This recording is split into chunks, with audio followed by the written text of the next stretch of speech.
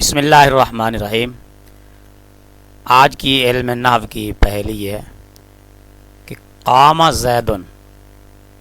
یہ کس وقت کلام نہیں ہوتا، یعنی کون سی صورت ہے کہ قام زیدن یہ کلام نہیں ہے، حالانکہ اس میں فعل بھی ہے، فاعل بھی ہے، مسند اور مسند الیہ بھی ہے، پھر بھی یہ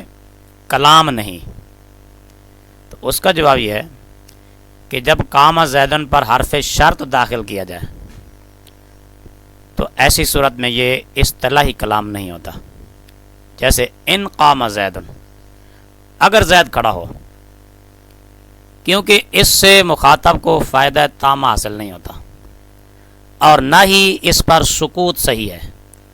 کیونکہ کلام وہ ہوتا ہے جس سے مخاطب کو فائدہ تام حاصل ہو اور اس پر سکوت صحیح ہو۔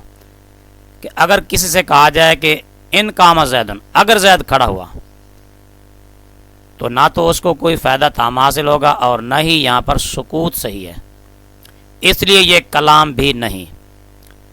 علامہ محمد محی الدین عبد الحمید ان قام زیدن کے بارے میں فرماتے ہیں: لم یکن هذا المثال ونحوه کلاما لانه لا يفيد معنى يحسن السکوت علیہ، کہ ان قام زیدن اور اس کی مثل